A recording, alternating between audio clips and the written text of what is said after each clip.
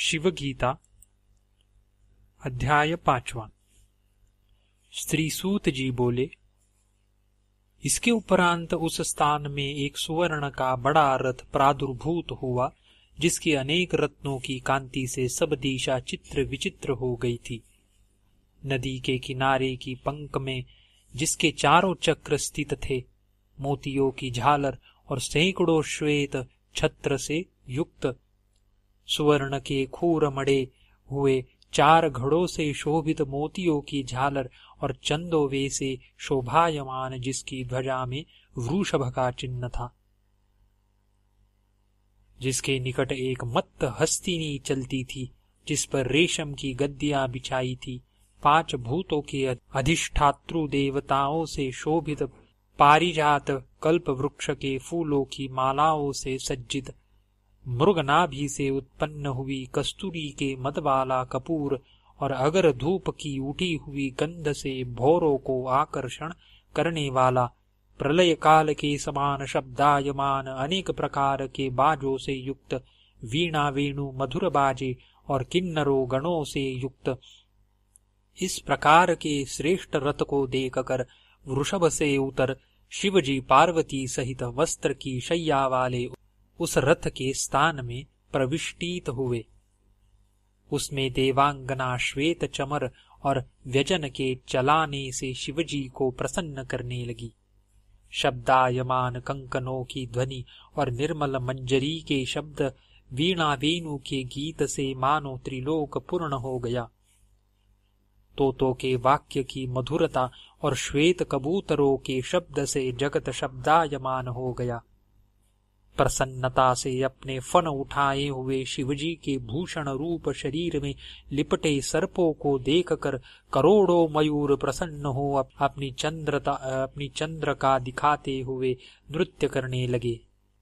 तब शिवजी प्रणाम करते हुए राम को उठाकर प्रसन्न मन से दिव्य रथ में ले आए और अपने दिव्य कमंडलू के जल से सावधान हो आचमन कर रामचंद्र जी को आचमन कराए अपनी गोद में बिठाया।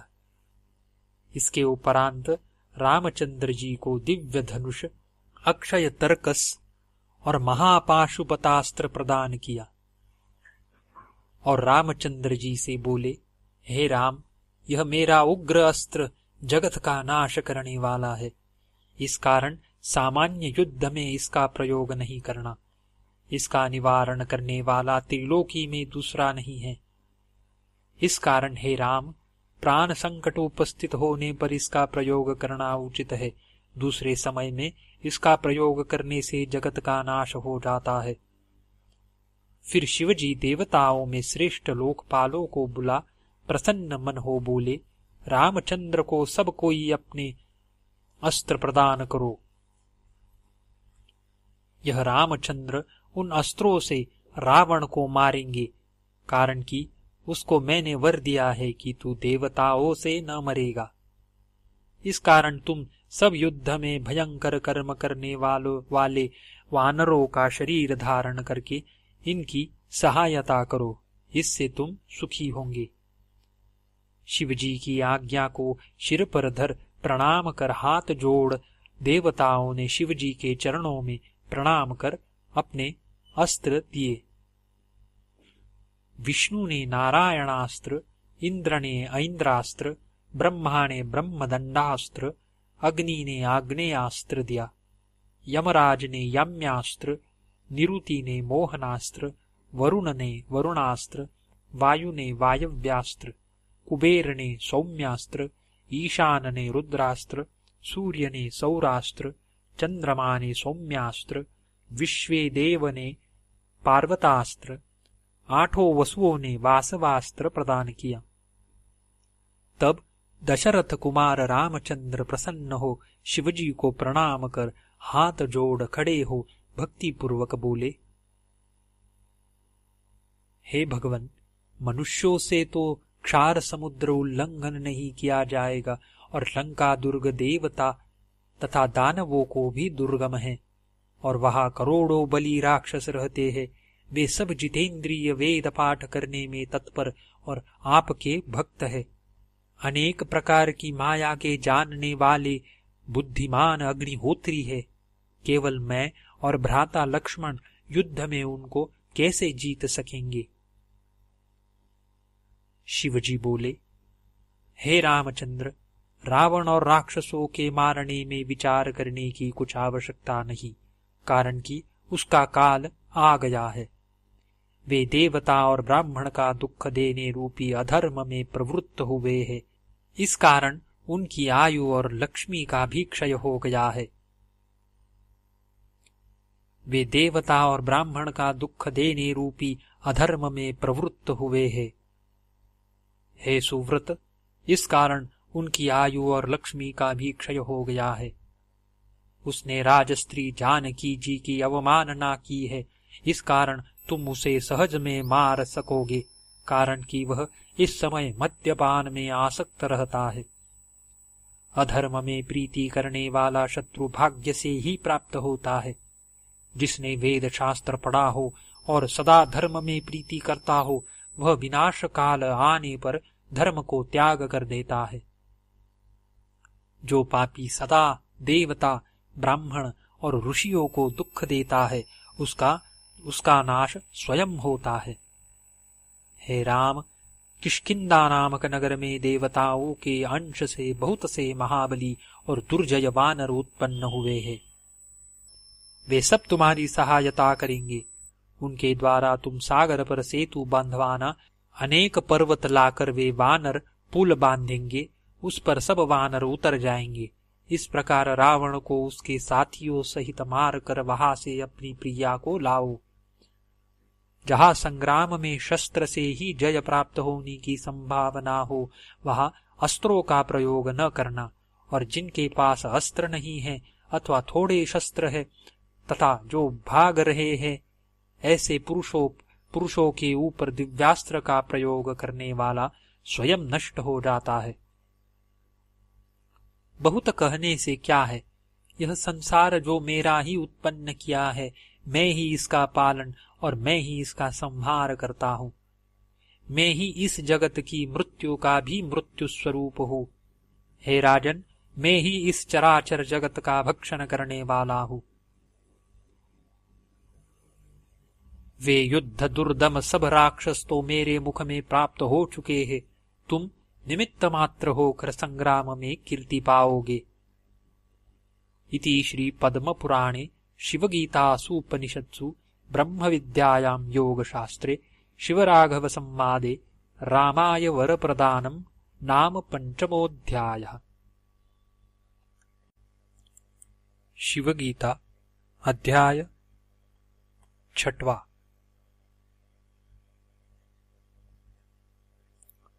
श्री रामचंद्र जी बोले, हे भगवान, आप कहते हो कि मैं ही जगत की उत्पत्ति और पालन करता हूँ, इसमें मुझे बड़ा आश्चर्य है। स्वच्छ स्फटिक मणि की समान जिनका शरीर और 3 नेत्र तथा मस्तक पर चंद्रमा है, ऐसे आप परिच्छिन्न और पुरुषाकृति मूर्ति धारण किए हो और पार्वती सहित प्रमथ आदि गणों के साथ यही विहार करते हो। फिर तुमने पंचभूतादि यह चराचर जगत कैसे उत्पन्न किया? हे गिरिजापते, जो आपकी मुझ पर कृपा है तो आप कहिए। श्री भगवान बोले, हे महाभाग रामचंद्र, सुनो। जो देवताओं की भी बुद्धि में नहीं आता, वह से यत्न पूर्वक तुमसे कहता हूं, जिससे तुम अनायास ही संसार के पार हो जाओगे। जो कुछ यह 5 महाभूत, 14 भुवन, समुद्र, पर्वत, देवता, राक्षस और ऋषि दिखते हैं,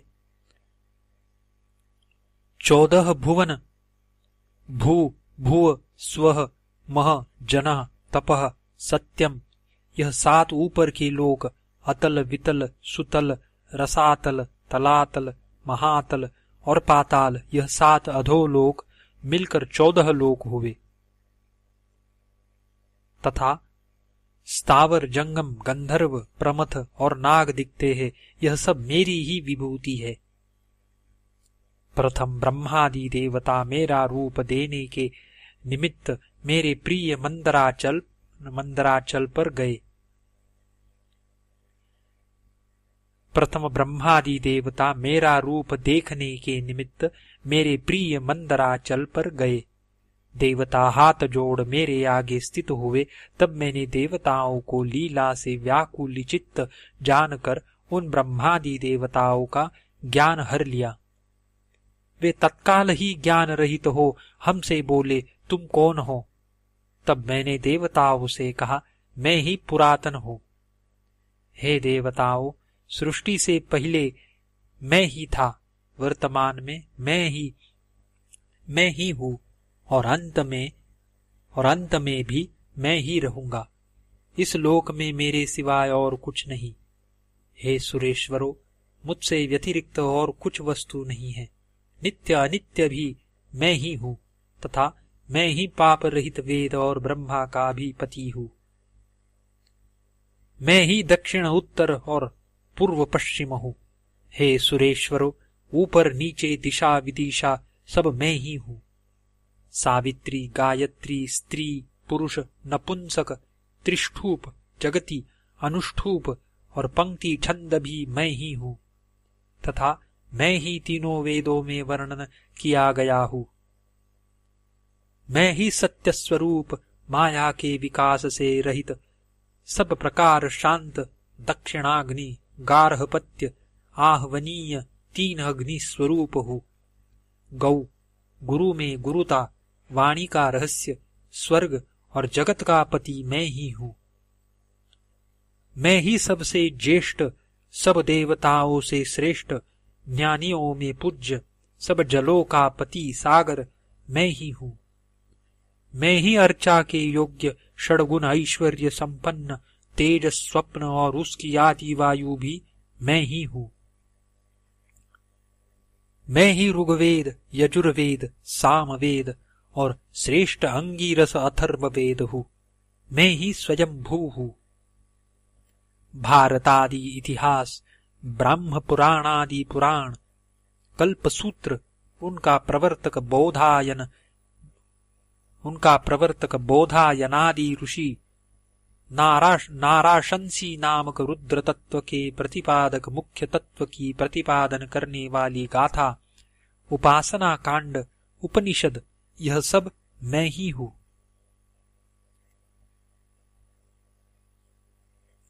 तदप्येष श्लोको भवति इत्यादि श्लोक सांख्य योगादि सूत्र व्याख्यान अनुव्याख्यान गांधर्व गान विद्यादि यज्ञ होम आहुति गाय आदि दान के पदार्थ दान देना, यह लोक अविनाशी परलोक, क्षर प्राणी मात्रों के हृदय में वास करने वाला, इंद्रिय निग्रह, मनोनिग्रह और खग जीवन भी मैं ही हूँ।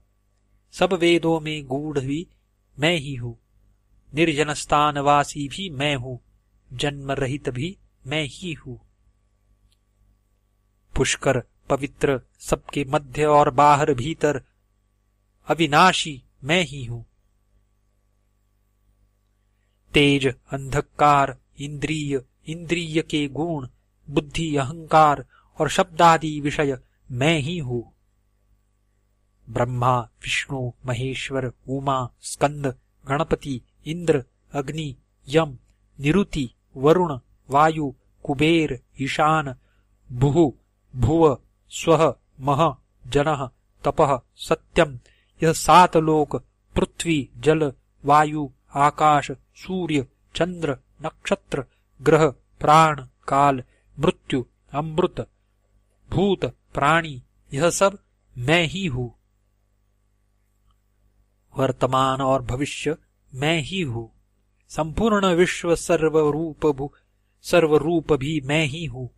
ओंकार के आदि और मध्य में भूर्भुवः स्वः मैं ही हूँ और गायत्री शीर्ष जपने वाले का विराट स्वरूप भी मैं ही हूँ। भक्षण, पान, कृत, अकृत तथा पर अपर मैं ही हूँ और सबका आश्रय मैं ही हूँ। मैं ही जगत का हित, अक्षर, सूक्ष्म, दिव्य, प्रजापति, पवित्र, सोम, देवता, अग्राह्यम यानी जो ग्रहण करने में न आवे, और सबका आदि मैं ही हूं। मैं ही सबका उपसंहार करने वाला, मैं ही पर्वत, सागर इत्यादि गुरुवस्तु और प्रलयकालिक अग्नि, सूर्यादि तेज, इन सब पदार्थों में मैं ही विद्यमान हूं। मैं ही सब प्राणियों के हृदय में देवता और प्राण रूप से स्थित हूं। जिसका शीर उत्तर को और जिसके पाद दक्षिण को और जिसके अंतर अंतस्थित संज्ञक और जिसके अंतर मध्य में है, ऐसा त्रिमासिक साक्षात ओंकार मैं ही हूं। जिस कारण से कि मैं जप करने वालों को स्वर्गादि लोक को ले जाता हूं, पुण्य क्षीण पुरुषों को नीचे ले जाता हूं, इस कारण मैं एक निरंतर नित्य सनातन ओंकार हूं। यज्ञ कर्म में ब्रह्मा नामक ऋत्विक होकर ऋग्यजु और साम के मंत्र ऋत्विजों को देता हूं। इस कारण मैं ही प्रणव स्वरूप हूं। तात्पर्य यह कि यह सब मैं ही हूं।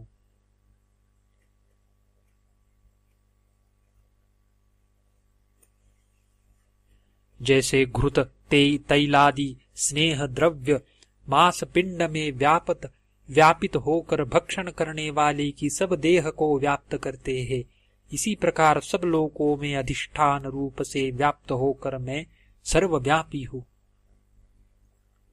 ब्रह्मा, हरि और दूसरे देव भी मेरा आदि और अंत नहीं जानते, इस कारण से मैं अनंत हूं। गर्भवास, जन्म, जरा, मृत्यु से भरे संसार सागर से मैं भक्तों को तारता हूं, इस कारण मेरा नाम तारक है। जरायुज, स्वेदज, अंडज, उद्भिज, इन 4 प्रकार के देहों में मैं जीव रूप से वास करता हूं और इनके हृदयाकाश में सूक्ष्म रूप होकर वास करता हूं, इससे मैं सूक्ष्म कहा जाता हूं। महाअंधकार में मग्न हुए भक्तों को उद्धार करने के निमित्त बिजली की समान दीप्तिमान निरुपम तेज रूप प्रकट करता हूं, इस कारण में विद्युत स्वरूप हूं। जिस कारण से कि मैं एक ही लोकों को उत्पन्न और संसार करके लोकांतर में पहुंचाता हूं और ग्रहण करता हूं, इस कारण से मुझे स्वतंत्र और एक ईश्वर कहते हैं। प्रलय काल में कोई दूसरा स्थित नहीं रहता, केवल मैं ही 3 गुणों से परे स्वयं ब्रह्म रुद्र स्वरूप सब प्राणियों को अपने में लय करके स्थित होता हूं।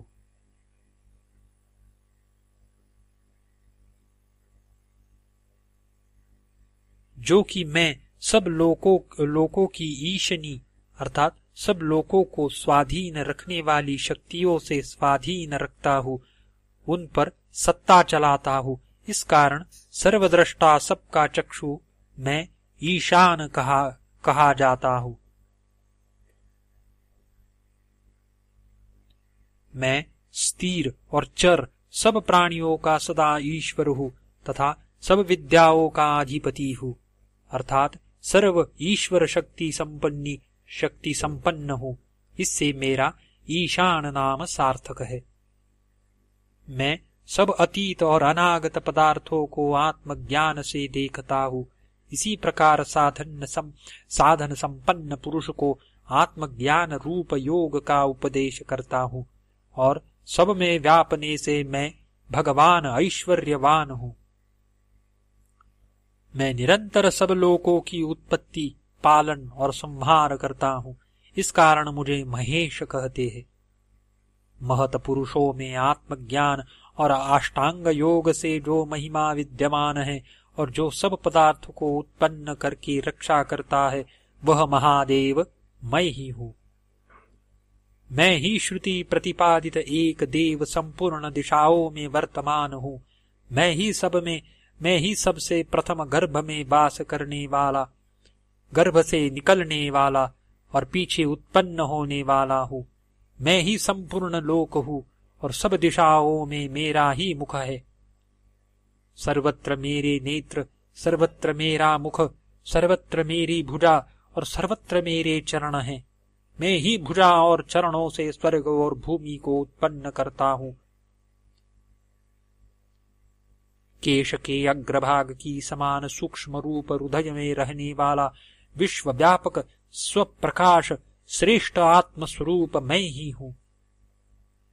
मुझे जो चतुर पुरुष तत्वमस्यादि वाक्यों के ज्ञान से ऐसी उपाधि त्याग कर जीव और ब्रह्म को एकता से देखते हैं, अर्थात एक स्वरूप जानते हैं, वही निरंतर मोक्ष को प्राप्त होते हैं, दूसरे नहीं।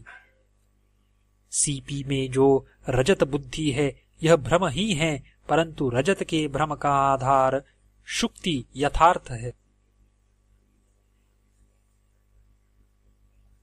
उसी प्रकार मेरे स्वरूप में भासने वाला जगत मिथ्या है, परंतु उसका आधार मैं सत्य हूँ तथा एक रूप हूँ। मैं ही यह पंचभूतात्मक जगत धारण किए हूँ। ऐसे मुझे ईश्वर के स्वरूप में जो विवेक करेगा उसको अनंत शांति अर्थात मुक्ति की प्राप्ति होगी। प्राण का ही अंतर्गत मन है, वहां क्षुधा पिपासा और तृष्णा रहती है। इससे शुभाशुभ फल प्राप्ति का कारण जो धर्म अधर्म है, उसके भी कारण विषय तृष्णा को छिन्न कर निश्चयात्मक बुद्धि मुझ में अंतःकरण लगाकर जो मेरा ध्यान करते हैं, उनको निरंतर शांति और मोक्ष सुख प्राप्त होता है, दूसरों को नहीं। जहाँ वीणा की गति नहीं, जहाँ मन नहीं पहुंच सकता, इस प्रकार आनंद ब्रह्म रूप मेरे जानने वाले को कहीं से भय प्राप्त नहीं होता।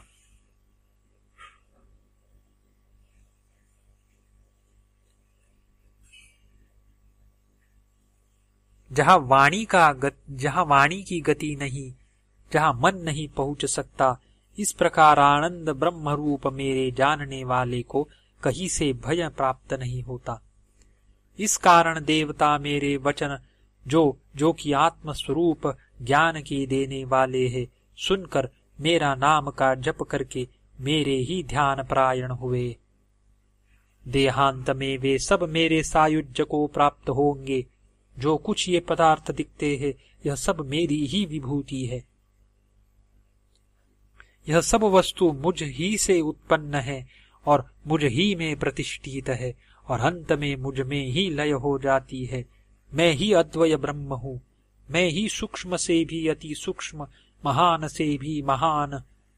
मैं ही विश्वरूप निर्लेप पुरातन पुरुष सर्वेश्वर तेजोमय और शिव रूप हूँ। मेरे हस्त चरण नहीं और सब कुछ कर सकता हूँ। मेरी शक्ति किसी के ध्यान में नहीं आती। मेरे भौतिक नेत्र नहीं है, तथापि सब कुछ देखता हूँ। कान नहीं है और सब कुछ सुनता हूँ। मैं सत असत सब विचार को जानता हूँ। मैं एकांत स्वरूप हूँ।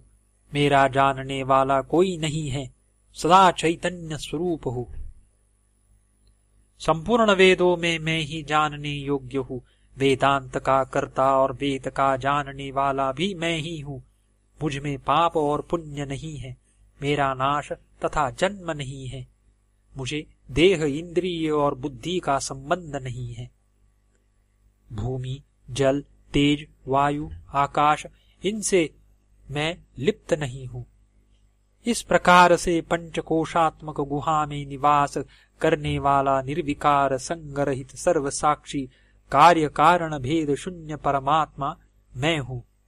जो मुझको इस प्रकार से जानते हैं, वह मेरे शुद्ध परमात्म स्वरूप को प्राप्त होते हैं। हे महाबुद्धिमान रामचंद्र, इस प्रकार जो मुझे तत्व से जानता है, वही संसार में मुक्त होता है, दूसरा नहीं।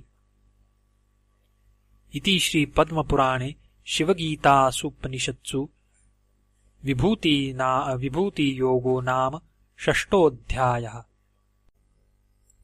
शिवगीता अध्याय 7वां। श्री रामचंद्र बोले, हे भगवन, जो कुछ मैंने प्रश्न किया है वह तो उस प्रकार ही स्थित है। हे महेश्वर, आपने इस विषय का कोई उत्तर नहीं दिया। हे महेश्वर, आपका देह परिच्छिन्न परिमाण अर्थात इयत्ता करने के योग्य है, फिर सब संसार की उत्पत्ति पालन नाश कैसे करते हो? इसी प्रकार आपके अधिकार के पालन करने वाले इंद्र वरुण आदि सब देवता तुम्हारी देह में कैसे रहते हैं? और वे सब देवता और 14 भुवन यह मैं ही हूं, ऐसा जो आप कहते हैं तो कैसे कहते हैं? अर्थात जब तक उपाधि है तब तक जीव ईश्वर का अभेद संभवित नहीं होता और जड़ प्रपंच महाभूतों में चेतना का तादात्म्य संभवित नहीं होता। हे देव, आपसे उत्तर सुना परंतु संदेह नहीं जाता, कारण कि चित्त का निश्चय नहीं हुआ। उस संदेह को दूर करने को आप ही समर्थ हो। श्री भगवान उवाच। श्री भगवान बोले, सूक्ष्म वट के बीज में जिस प्रकार महान वट का वृक्ष सदा रहता है और उसी से वह वृक्ष निकल भी आता है, यदि ऐसा न हो तो बताओ वह वृक्ष कहाँ से आता है? इसी प्रकार मेरे सूक्ष्म शरीर से सब भूतों का जन्म, पालन और नाश होता है। जिस प्रकार से जल के बीच में बड़ा सेंधे का खंड डालने से वह उसमें विलीन हो जाता है और नहीं दिखता, पीछे जल को अग्नि में औटाने से वह पूर्ववत प्राप्त हो जाता है, अथवा जैसे प्रतिदिन सूर्य से प्रकाश उत्पन्न होता और संध्या समय विलीन हो जाता है, इसी प्रकार मुझसे जगत उत्पन्न होकर विलीन हो जाता है और मुझ में ही स्थिर रहता है। हे सुव्रत राम, तुम ऐसा जानो। श्री रामचंद्र बोले, हे भगवन, आपने दृष्टांत से प्रतिपादन किया, परंतु जिस प्रकार दिशाओं के भ्रम वाले को उत्तरादि दिशाओं का भ्रम हो जाता है, इसी प्रकार मुझे भ्रम हो गया है, वह निवृत्त नहीं होता, मैं क्या करूं? श्री भगवान बोले, हे राम, जिस प्रकार यह चराचर जगत मुझ में वर्तमान है सो मैं तुमको दिखाता हूं, परंतु तुम उसे देखने को समर्थ नहीं। इस कारण उसके देखने को मैं तुम्हें दिव्य नेत्र देता हूं। उस नेत्रों से भय त्याग कर तुम मेरा दिव्य स्वरूप देखो। नरेंद्र व देवता इस मेरे तेज स्वरूप को मेरे अनुग्रह बिना चर्म चक्षु से नहीं देख सकते। सूत जी बोले, ऐसा कहकर शिवजी ने रामचंद्र को दिव्य नेत्र दिए और पाताल की समान बड़ा विस्तृत मुख रामचंद्र को दिखाया। करोड़ों बिजली की समान प्रकाशमान अतिशय भयदायक भयंकर उस रूप को देखते ही रामचंद्र जंघाओं के बल से पृथ्वी में बैठ गए। प्रणाम और दंडवत करके शिवजी को बारंबार प्रसन्न करने लगे। फिर महाबली रामचंद्र उठकर जब तक देखते हैं तब तक त्रिपुरघाती शिवजी के मुख में करोड़ों ब्रह्मांड प्रलय काल की अग्नि में व्याप्त होकर चटका पक्षी के पंखों की समान दिखे।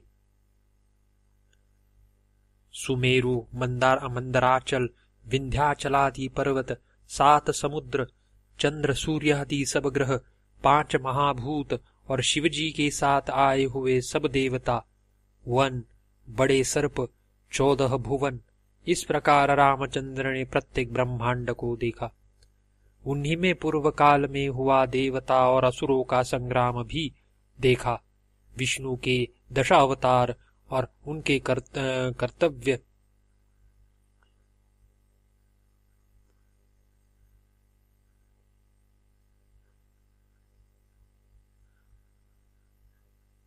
और कंसवध, रावणवध आदि यह भी सब देखा। युद्ध में देवताओं की पराजय, शिवजी का त्रिपुरासुर को मारना, इसी प्रकार उत्पन्न हुए संपूर्ण जीवों का लय देखकर रामचंद्र भयभीत हो बारंबार प्रणाम करने लगे। यद्यपि रामचंद्र को तत्वज्ञान भी हो गया था, तथापि भयभीत हो गए। तब उपनिषदों का सार और अर्थ रूप वाणी से शिव जी की स्तुति करने लगे। श्री रामचंद्र बोले, हे विश्वेश्वर, हे शरणागत दुखनाशक, हे चंद्रशेखर, प्रसन्न होइए और संसार के भय से मुझे अनाथ की रक्षा कीजिए। हे शंकर, यह भूमि और इस पर उत्पन्न होने वाले वृक्षादि सब आपसे ही उत्पन्न हुए हैं। यह सब नित्य तुम में ही स्थित रहते हैं। हे शिव, अंत में यह सब तुम में ही स्थित हो जाते हैं। ब्रह्मा, इंद्र, एकादश रुद्र, मरुदगण, गंधर्व, यक्ष, असुर, सिद्ध, गंगादि नदी, सागर, यह सब हे शूल धारण करने वाले तुम्हारे मुख में दिखते हैं। हे चंद्रमौले, तुम्हारी माया से कल्पित हुआ यह विश्व तुम्हारे ही स्वरूप में प्रतीत होता है। इसे भ्रांति युक्त होकर पुरुष इस प्रकार से देखते हैं जिस प्रकार से शुक्ति में रजत का और रस्सी में सर्प का भ्रम उत्पन्न होता है। वह भ्रांति वैसे नहीं है। यह जैसी भ्रांति होती है वह पदार्थ अन्यत्र सिद्ध होता है और नहीं भी होता, जैसे शुक्ति में रजत की भ्रांति हुई, परंतु रूपा पदार्थ दूसरे स्थान में विद्यमान है। तैसे यह जगत तुम्हारे स्वरूप से बचकर अन्यत्र नहीं दिखता। इसी से लोग इसको शुक्ति का रजवत भ्रम मानते हैं। आप अपने तेज से सब जगत व्याप्त और प्रकाश करते हो। हे देव देव, आपके प्रकाश के बिना तो यह जगत क्षण मात्र में अदृश्य हो जाए। जो पदार्थ थोड़े आश्रय वाला है वह बड़े पदार्थ को धारण करने में समर्थ नहीं होता। जिस प्रकार एक अणु विंध्याचल को धारण नहीं कर सकता और तुम्हारे मुख मात्र में यह सब जगत दिखता है, यह सब आपकी माया है, वास्तविक नहीं, ऐसा मुझे निश्चय है। जिस प्रकार से रज्जु में सर्प की भ्रांति भयदायक होती है, यद्यपि वह वास्तव में सर्प उत्पन्न नहीं होता और भ्रम के नाश होने पर सबका नाश भी नहीं होता, यानी यथार्थ ही है कि जो उत्पन्न नहीं हुआ उसका नाश होने वाला नहीं, परंतु यह भय देने वाला होता है। इसी प्रकार तुम्हारी माया से जिसको अस्तित्व प्राप्त हुआ है, ऐसा यह जगत मिथ्या भ्रांति के कार्य को सत्य उत्पन्न करता है। जो यह तुम्हारा शरीर जगत का आधारभूत दिखता है, यदि विचार दृष्टि से देखा जाए तो भी यह अज्ञान दृष्टि की कल्पना है, कारण कि तुम सच्चिदानंद रूप और सर्वत्र पूर्ण हो। ऐसा है तो कर्म कांड प्रतिपादक सर्वश्रुति व्यर्थ हुई, पर ऐसा नहीं। यज्ञ, इष्टापुरत, दान, अध्ययनादि कर्मों का फल तुम कर्ता को देते हो। यह कर्म कांड पर विश्वास रखने का प्रमाण है, परंतु महापुण्यों के उदय से जब ब्रह्म का साक्षात्कार होता है और यह सब प्रपंच तुमसे अभिन्न दिखने लगता है, तब तुम क्या कर्मों का फल देते हो? अर्थात नहीं देते। तब कर्मकांड प्रतिपादक कथा असिद्ध हो जाती है। ज्ञानहीन अविचारी पुरुष ही पूजा, यज्ञ आदि बाह्य कर्मों से शिव संतुष्ट होते हैं, ऐसा कहते हैं, परंतु यह ठीक नहीं, कारण कि जो अमूर्त, परिमाण रहित और अनंत है उसको भोग की इच्छा नहीं होती। इसी प्रकार किंचित बेल पत्र व चुल्लू भर जल से प्रीति से आपको देते हैं, वह प्रीति से स्वीकार करके आप उसे स्वराज्य पद देते हो। यह भी माया से कल्पित है, ऐसा मेरा निश्चय है। तुम ही एक पुराण पुरुष, संपूर्ण दिशा विदिशा और विश्व में व्याप्त हो। इस जगत के नाश होने में भी तुम्हारी हानि नहीं हो सकती। जिस प्रकार घट के नाश होने से घट में व्यापी आकाश की हानि नहीं हो सकती, इसी प्रकार जगत के नाश से तुम्हारी कुछ हानि नहीं हो सकती। जिस प्रकार आकाश में एक ही सूर्य का बिंब जल भरे हुए छोटे पात्रों में अनेक बिंबत्व को प्राप्त होता है, अर्थात अनेक रूप दिखते हैं, इसी प्रकार से आप एक होकर भी सबके अंतःकरण में अनेक रूप से विराजित हो। संसार की उत्पत्ति, पालन और नाश होने में भी तुम्हारा कुछ कर्तव्य नहीं है। केवल अनादि सिद्ध देहधारियों के कर्मानुसार स्वप्नवत तुम सब कार्य करते हो। जीव ईश्वर में केवल बिंब और प्रतिबिंब की समान अंतर है। हे शंभो, स्थूल और सूक्ष्म दोनों जड़ देहों में आत्म तत्व के सिवाय दूसरा चैतन्य अंश नहीं है। हे पूरमथन, सुख दुख जो दोनों देह को होते हैं, उनकी कहने वाली श्रुति केवल आप में आरोप करती है, वास्तविक नहीं।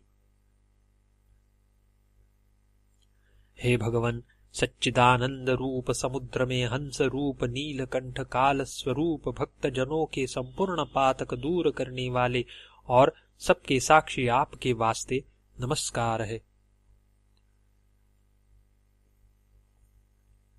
सूत जी बोले, इस प्रकार विश्वेश्वर को प्रणाम कर हाथ जोड़ विस्मित हो रामचंद्र परम शिव जी से बोले।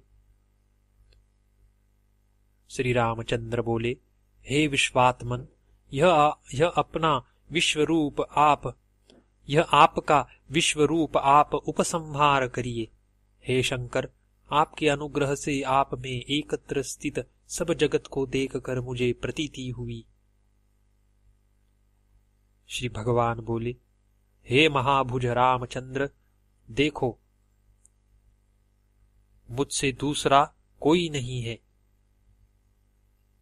श्री सूत जी बोले, ऐसा कहकर शिव जी ने अपने देह में से देवतादिकों को गुप्त किया, अर्थात विश्वरूप छिपा लिया। आंख खोल फिर जो रामचंद्र प्रसन्न होकर देखते हैं, इतने ही समय में पर्वत के श्रृंग पर व्याघ्र चर्म पर स्थित पंचमुख नीलकंठ त्रिलोचन शिव जी को देखा। जो व्याघ्र चर्म का वस्त्र ओढ़े, शरीर में विभूति लगाए, सर्प के कंकण पहने, नाग का यज्ञोपवित धारे, व्याघ्र चर्म का ही वस्त्र ओढ़े, बिजली की समान पीली जटा धारे, मस्तक पर चंद्रमा धारे, श्रेष्ठ भक्तों को अभय देने वाले, चार भुजा शत्रुनाशक परश धारण किए, मृग हाथ में लिए, सब जगत के पति शिवजी को देख उनकी आज्ञा में मन लगाए प्रणाम करके श्री रामचंद्र जी स्थित हुए। तब शिवजी रामचंद्र जी से बोले, जो तुम्हारे पूछने की इच्छा है वह तुम सब पूछो। हे राम, मेरे सिवाय दूसरा कोई तुम्हारा गुरु नहीं है।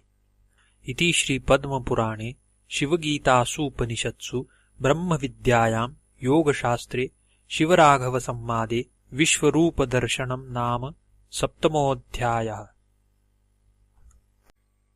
शिवगीता अध्याय 8वां।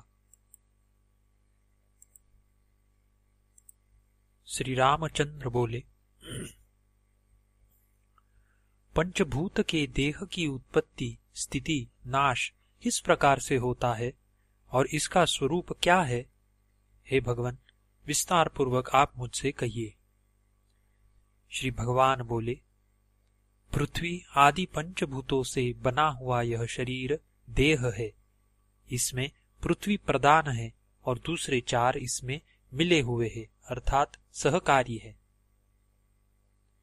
जरायुज, अंडज, स्वेदज और उद्भिज, यह पांच भौतिक देह के चार भेद है। और मानसिक उत्पत्ति जो कहा जाती है वह पांचवी है, उसे दैव सर्ग कहते हैं। उन चारों में जरायुज प्रधान है, सो प्रथम उसी का वर्णन करते हैं। स्त्री के रज पुरुष के बीज से जरायुज की उत्पत्ति होती है। जिस समय ऋतुकाल में स्त्री के गर्भाशय में पुरुष का वीर्य प्रवेश होता है, स्त्री का रज मिलित होता है, तभी जरायुज की उत्पत्ति होती है। स्त्री का रज अधिक होने से कन्या और वीर्य अधिक होने से पुरुष की उत्पत्ति होती है। और शुक्र शोणित की समान होने से नपुंसक होता है। जब स्त्री ऋतु स्नान कर चुके तब चौथे दिन से 16 रात्रि तक ऋतुकाल की अवधि कही है। उसमें विषम दिन 5वें, 7वें, 9वें दिनों में स्त्री और युग्म दिनों में पुरुष की उत्पत्ति होती है। जो 16वीं रात्रि में स्त्री के गर्भ रहता है तो चक्रवर्ती राजा उत्पन्न होता है, इसमें संदेह नहीं। ऋतु में स्नान करके जो स्त्री कामातुर हो, जिस पुरुष का मुख देखती है, उसी आकृति का गर्भ होता है। इसी कारण से स्त्री उन दिन स्वामी का मुख देखे। स्त्री के उदर में एक पेशी चमड़ा निर्मित होता है, उसे जरायु कहते हैं। जिस कारण से शुक्र और शोणित का योग उसी गर्भ में होता है, इसी कारण से उसे जरायुज कहते हैं। सर्प और पक्षी आदि जीव अंडज कहलाते हैं, मशक आदि स्वेदज कहलाते हैं, वृक्ष गुल्मादि उद्वीज कहलाते हैं और देवर्षि आदि मानसिक कहा जाते हैं। अपने पूर्व जन्म के कर्मवश से यह प्राणी स्त्री के गर्भाशय में प्राप्त होकर शुक्र शोणित के मिलने से प्रथम मास में शिथिल रहता है। कुछ दिनों में उसकी बुदबुद की आकृति होने लगती है, कुछ दिनों में जेरसी होती है। इस कारण उसमें दही की समान कुछ गाढ़ापन आता है। फिर कुछ दिन में उसकी पेशी यानी मांसपिंड बनती है। इस प्रकार शुक्र शोणित संयोग होते हुए एक मास हो जाता है। दूसरे मास में मांसपिंड बनता है। तृतीय मास में शीर, हाथ आदि उत्पन्न होते हैं और जीव का आश्रय लिंग देह चौथे महीने में उत्पन्न होता है। तब यह गर्भ माता के उदर में चलायमान होने लगता है। पुत्र दक्षिण पार्श्व और कन्या वाम पार्श्व में स्थित होती है और नपुंसक उदर के मध्य भाग में स्थित होता है। इस कारण दक्षिण पार्श्व में जन्म लेने के अनंतर होने वाले श्मश्रु तथा दंतादि को छोड़कर सब अंग प्रत्यंग के भाग एक साथ चौथे मास में हो जाते हैं। पुरुषों के गंभीरता स्थिरादि धर्म और स्त्रियों के चंचलतादि धर्म चौथे मास में उत्पन्न हो जाते हैं, जो सूक्ष्म रूप से रहते हैं। और नपुंसक गर्भ के स्त्री पुरुषों के मिले हुए धर्म गर्भ में उत्पन्न होते हैं और माता के हृदय में सन्निकट ही इसका हृदय होकर जिस वस्तु की माता इच्छा करती है उसी वस्तु की यह इच्छा करता है। इस कारण गर्भ की वृद्धि के निमित्त माता की इच्छा पूर्ण करनी चाहिए और इसी से गर्भवती स्त्री को दोहदवती अर्थात दो हृदय वाली कहते हैं। और उसकी इच्छा पूर्ण न होने से गर्भ में निर्बलता, बुद्धिहीनता, व्यंगतादि दोष हो जाते हैं और माता का जिन विषयों में चित्त होता है उन विषयों में ही आर्त वह पुरुष होता है। इसीलिए गर्भिणी की इच्छा पूर्ण करे। 5वें महीने से चित्त बढ़ता है तथा मांस और रक्त की पुष्टि होती है। 6ठे महीने में अस्थि, स्नायु और नख, मस्तक के केश तथा शरीर के लोभ प्रकट होते हैं। 7वें मास में बल, शरीर का वर्ण तथा सब अवयवों की पूर्णता होती है और वह गर्भ का बालक घुटनों में कोनी धर, हाथों से कान ढक और गर्भवास से व्याकुल होकर भयभीत हुआ सा स्थित होता है। उस समय इसको अनेक जन्मों की सुधि हो जाती है, तब बड़ा दुखी होता है और कष्ट की बात है ऐसा कहते हुए दुखी होता है, अपने आत्मा को सोचता है। वह असह्य और मर्म भेदी यातना को प्राप्त होकर बारंबार कष्ट पाता है। जिस प्रकार से तपाए रेत में उसी को डाल दो, उसको जो वेदना होती है ऐसी वेदना को वह प्राप्त होता है और दुख भोगता है। गर्भवास के दुख यह है, प्रथम गर्भवास की अग्नि से यानी जो जठराग्नि कहलाती है, संतप्त होकर कहता है कि यह ज्वाला मुझको अत्यंत पीड़ित करती है। इसी प्रकार उदर के कीड़े जब काटते हैं तो विदित होता है कि इनमें मुख कुट शालमली के कांटे की समान तीक्ष्ण है और यह मुझको अत्यंत पीड़ित करती है। गर्भ की बड़ी भारी दुर्गंध और जठराग्नि की ज्वाला से जो मुझको दुख प्राप्त हुआ है, उससे कुंभिपाक नरक का दुख कम है। मवाद, रक्त, कफ, अमंगल पदार्थ ही पान करने और वांति भक्षण करने को मिलती है। अशुचि पदार्थ मलमूत्र आदि में रहने से गर्भ में स्थित प्राणी कीड़ा ही हो जाता है। जो दुख गर्भाशय में सोकर मैंने पाया है, यह दुख संपूर्ण नरकों में भी पड़कर प्राप्त नहीं होता। इस प्रकार से पूर्व काल में प्राप्त हुई अनेक प्रकार की यातनाओं को स्मरण करता हुआ मुक्त होने का उपाय सोचता यही अभ्यास करता रहता है। 8वें महीने में त्वचा और श्रुति प्राप्त होती है। इसी प्रकार ओज इंद्रिय शक्ति और तेज शरीर के आरंभ करने हारे तथा धातु परिणाम से होने हारे हृदय के तेज जो जीवन के मुख्य कारण है, वह प्राप्त होते हैं। कुछ समय तक अतिशय चंचल होने के कारण किसी समय माता के हृदय में चंचल रूप से रहता है, कभी गर्भाशय में चपलता को प्राप्त हो जाता है। इसी कारण अष्टम मास में उत्पन्न हुआ बालक बहुत नहीं जीता, कारण कि वह ओज और तेज से हीन होता है। फिर 9वें मास में प्रसूति का समय होता है, परंतु शीघ्र प्रसव होने का प्रतिबंधक यह है कि जो कुछ गर्भ के प्रारब्ध कर्म हुए तो उसे और कुछ काल तक गर्भ में रहना पड़ता है। माता की एक रक्तवाहिनी नाड़ी नाभि चक्र की एक नाड़ी से मिली हुई है। उसी के द्वारा माता का भक्षण किया अन्न गर्भ में पहुंचता है। इस प्रकार माता के आहार से पुष्टि को प्राप्त हो, यह गर्भ उसी के द्वारा जीवित रहता है।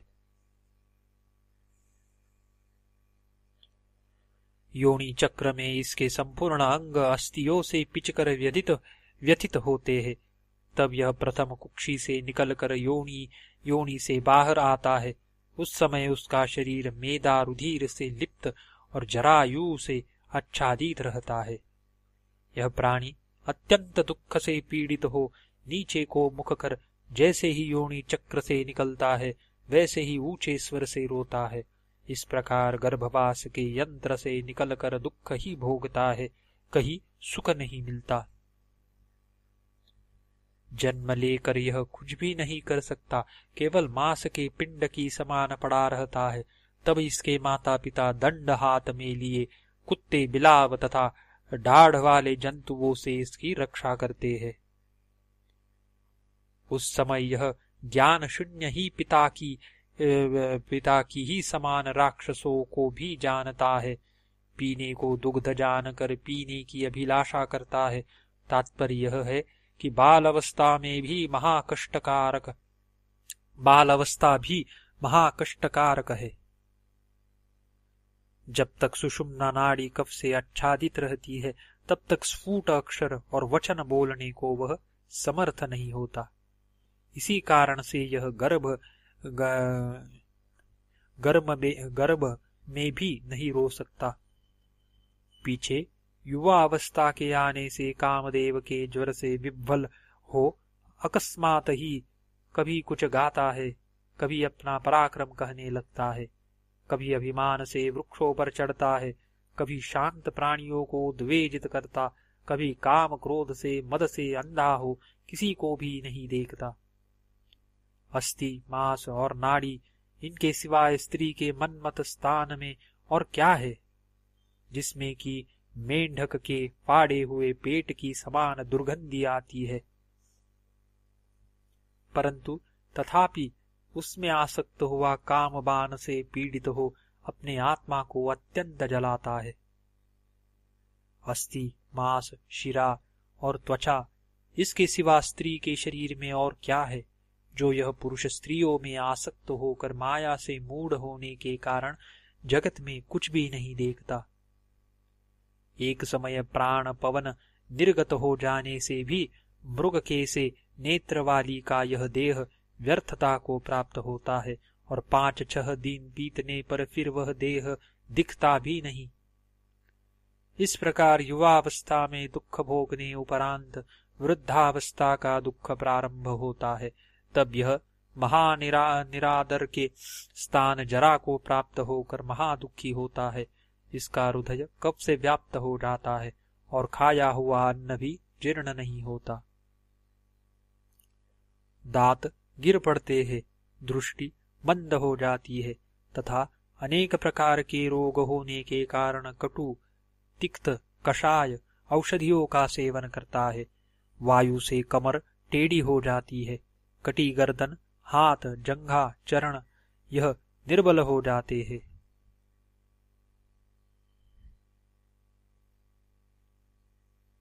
तब सहस्त्रों रोग इसके शरीर में लिपट जाते हैं, बंधु तिरस्कार करते हैं। तब यह पवित्रता रहित ही मल से व्याप्त शरीर होने के कारण नखशिका पर्यंत सब शरीरों से संतप्त होता है, तथापि ईश्वर का ध्यान नहीं करता और शय्या श्रेष्ठ भोजन आदि दुर्लभ भोगों का ध्यान करता हुआ स्थित होता है। इसके हाथ पैर कांपने लगते हैं, सब इंद्रियों की शक्ति कुंठित हो जाती है और कोई सामर्थ्य न रहने के कारण बालक भी इसकी हंसी करते हैं। फिर इसके आगे मरण काल के दुख का तो कोई दृष्टांत ही नहीं।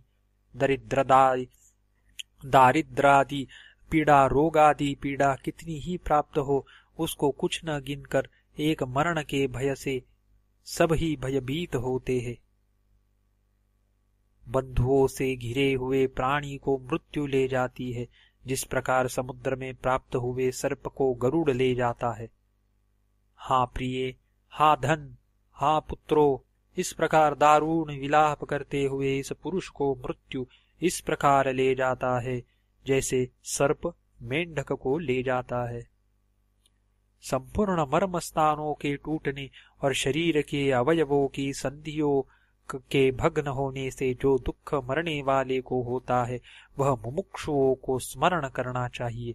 इसके स्मरण करने से संसार से वैराग्य होकर आवागमन से छूटने के निमित्त नारायण के चरणों में ध्यान लगेगा। यमदूतों की दृष्टि आकर्षण करने और चेतना लुप्त हो जाने से काल पाश में बंधों का कोई रक्षक नहीं होता। तब यह अज्ञान से युक्त हो महत चित्त में प्रवेश होने से नहीं बोलता, और जब भार्या पुत्रादि जाति के लोग पुकारते हैं तो उत्तर न देकर दीन नेत्रों से देखने लगता है। तब इस जीव को लोह निर्मित काल पाश से यमदूत खींचते हैं। एक ओर से बंधुओं का स्नेह खींचता है, तब यह कुछ नहीं कर सकता, तटस्थ रूप से देखता है। हिचकी बढ़ने और श्वास रुकने तथा तालु के सूखने से उस मृत्यु के पकड़े हुए को कोई आश्रय नहीं होता। संसार रूपी चक्र में आरूढ़ हुआ यमदूतों से घिरा, काल फांसी में बंधा, महादुखी हो मैं कहाँ जाऊं, इस प्रकार से वह जीव विचार करता है। क्या करूं, कहाँ जाऊं, क्या ग्रहण करूं, क्या त्याग दूं, इस प्रकार चिंतन करता कर्तव्यता से मूढ़ हो शीघ्र ही प्राणों को त्यागता है। मार्ग में यमदूतों से घसीटा हुआ यातना की देह में प्राप्त होकर यहाँ से जाकर जिन जिन यम यातनाओं का दुख भोगता है, उन्हें कहने को कौन समर्थ है। जिस शरीर को केशर, कस्तूरी, चंदन, कपूर आदि लगाकर सदा भूषित किया था, जिसे अनेक गहनों से शोभित और वस्त्रों से आच्छादित किया था, वह शरीर प्राणवायु के निर्गत होते ही छूने के अयोग्य और देखने को भी अयोग्य हो जाता है। फिर कोई इसको क्षण मात्र न रखकर घर से निकालने लगते हैं। तब यह शरीर काष्ठ से जलाकर क्षण मात्र में भस्म कर दिया जाता है, अथवा श्रुगाल, गुरुद्र, कुत्ते, कौवे इसको खा जाते हैं। फिर यह करोड़ों जन्म तक कभी दृष्टिगोचर नहीं होता है। जादूगर के समान उत्पन्न जादूसरी के इस जगत में मेरी माता, मेरा पिता, मेरे गुरुजन, मेरे स्वजन, ऐसी कौन प्रतिज्ञा करता है? जीव केवल कर्मों को ही लेकर परलोक में जाता है। जैसे मार्ग में पथिकों के विश्राम के लिए छकाया कोई वृक्ष आ जाता है, छाया का कोई वृक्ष आ जाता है, ऐसी ही यह मृत्युलोक है। जिस प्रकार से पक्षी संध्या काल में वृक्ष पर आकर बसेरा लेते हैं और प्रातः काल उठकर एक दूसरे को त्याग अपने अभिलषित देशों में चले जाते हैं, इसी प्रकार से जाति अजाति के पुरुषों का समागम है। कर्मानुसार अपने कुटुंबादि में जन्म लेकर स्थित होते हैं, कर्म समाप्त होते ही अपनी गति को प्राप्त होते हैं। इसी से मनुष्य को उचित है कि प्राणियों के समागम को पथिक समाज के समान जाने। मृत्यु के बीज से जन्म और जन्म के बीज से मृत्यु होती है, अर्थात जो उत्पन्न हुआ है उसका अवश्य नाश होगा और नाश हुआ अवश्य जन्म लेगा। यह प्राणी इस प्रकार घटी यंत्र की समान निरंतर भ्रमण करता रहता है। हे रामचंद्र, गर्भ के वीर्य के प्राप्त होने से इस प्रकार से प्राणी का जन्म और मृत्यु होता है। यही महाव्याधि है। जीवन मरण दोनों में ही महादुख होता है। इस व्याधि को दूर करने के निमित्त मेरे सिवाय दूसरी औषधि नहीं है। इस कारण मेरा भजन करना योग्य है। इति श्री पद्म पुराणे शिवगीतासु उपनिषत्सु ब्रह्म विद्यायां योगशास्त्रे शिवराघव संवादे विश्वरूप दर्शनम नाम 8मोऽध्यायः।